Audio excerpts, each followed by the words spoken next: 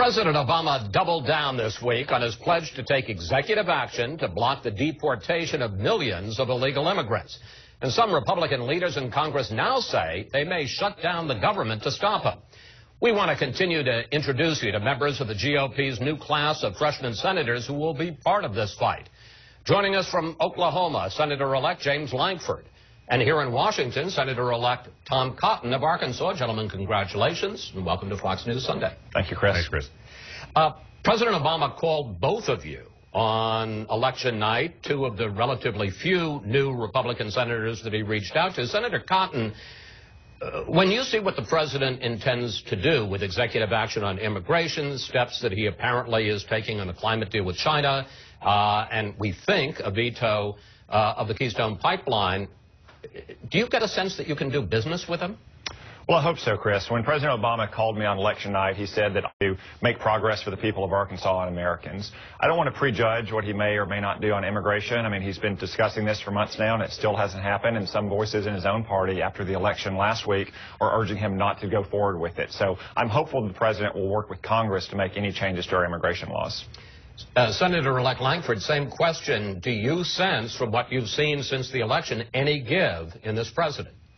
I don't sense any give from the president. He did reach out as well on the phone and said, let's try to find ways to work together. And I told him that we had ways to work together a year ago on some basic things, and a lot of things, including immigration. For instance, the House passed in December of 2012 a high-skilled worker visa program that he immediately threatened to veto. Senate never took up. He said, if we don't do everything, we're going to do nothing. And I think we're going to get nothing done if he continues to have that attitude.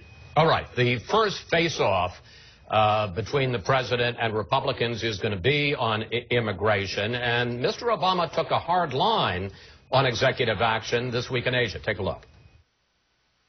I indicated to Speaker Boehner several months ago that if, in fact, Congress failed to act, I would use all the lawful authority that I possess to try to make the system work better. And that's going to happen. That's going to happen before the end of the year. Senator-elect Cotton, I think it's fair to say you come from the Tea Party wing of the GOP. Do you think Republicans should be prepared to either shut down the government by making some links to the funding which runs out on December 11th, or to pass these short-term spending bills to keep this fight up with the president? Well, I don't think anyone wants to shut down the government because that doesn't solve the problem. But it's not just Republicans who have spoken on this. The American people have spoken. Immigration was a central issue in my campaign. I won by 17 points. Kay Hagan, Mark Begich, Mark Udall all supported President Obama's amnesty bill. They lost. Mayor Landrieu is about to lose.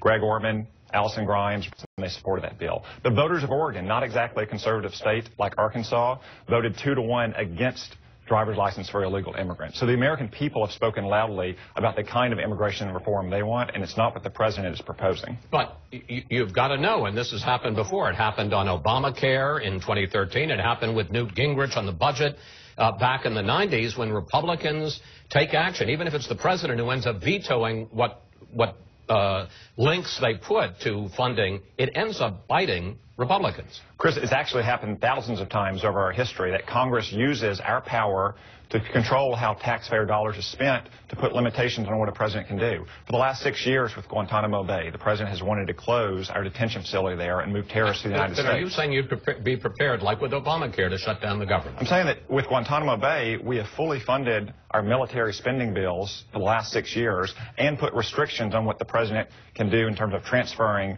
terrorists from Guantanamo Bay to the United States. There's no reason that we can't fund all of our immigration agencies and law enforcement agencies, yet not let the president use taxpayer dollars to give Social Security numbers and work permits and photo IDs to illegal immigrants. So you'd want to put that kind of link on funding for the immigration agency? I'm hopeful that we won't have to take that action because I'm hopeful the president will listen to what the American people said last week. And again, he's been talking about this for months and it hasn't happened, so I don't want to yet prejudge what he may or may not do.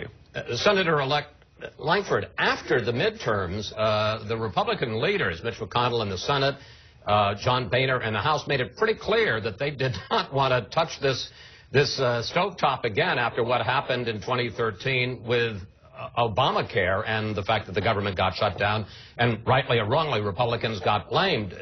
What's changed? Well, I think the significant part about this is we still hope to be able to reach out and work with the president on it. We're not pursuing some government shutdown. I think what people misunderstood at the time was how many really detested what was happening in their personal lives and their businesses with Obamacare. And we're trying to find every way possible to be able to communicate this is a real problem. It's not a website problem.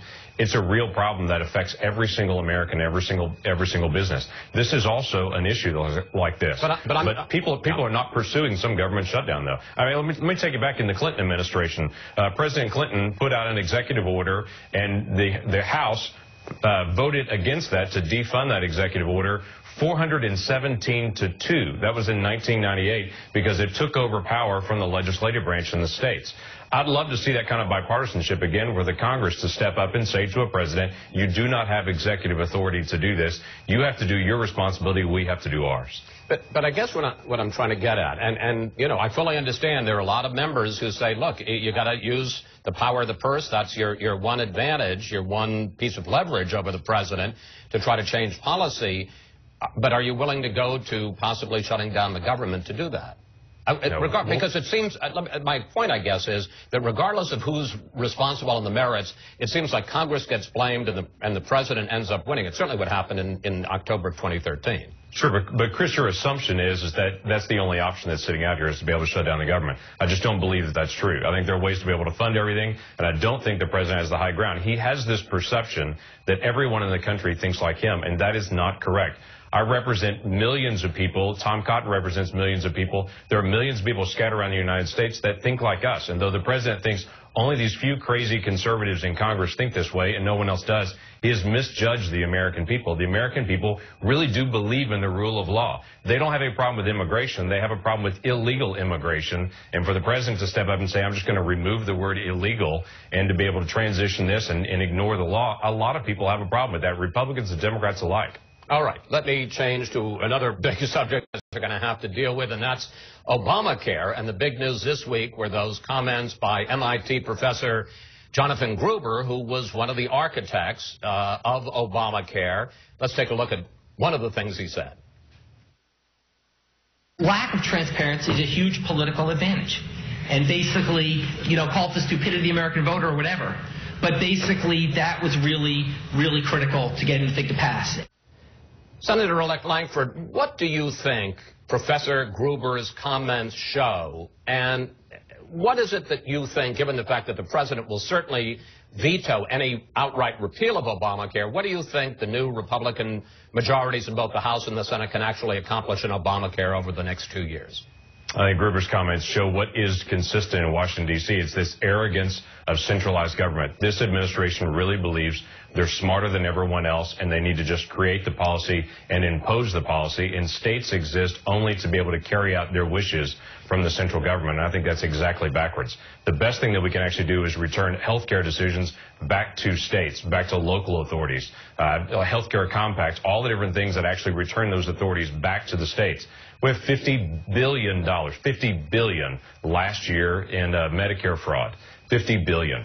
That doesn't get corrected by continually decentralized control. So we got to take care of the Independent Payment Advisory Board. We have to get rid of that. Medical device tax, we have to get rid of that. We have to get rid of things like the mandates on individuals.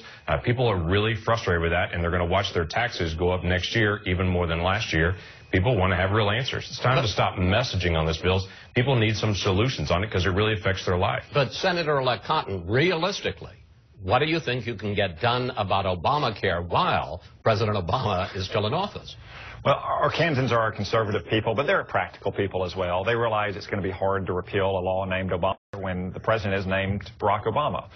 What they want is relief from the immediate harms. The House of Representatives has already passed a lot of bills that would stop those harms, like preventing people from having to pay a tax if they can't afford an Obamacare plan, or businesses from having to pay a tax if they can't provide an Obamacare plan, or letting people keep their plans as was promised. Those passed the House with bipartisan support. The president has taken some of those steps as an administrative measure. I think that we could pass that legislation again, and the president would be hard-pressed to explain why he wants to veto it if he's already done it as an administrative measure and if it has broad bipartisan support. Senators-elect, and I'm tired of saying that, so would you get to be senators so I don't have to put the elect on there? Senators-elect Cotton and Lankford, thank you both. Thanks for coming in. and we'll follow both of you on your Senate adventures. Thank you. Thanks, Chris.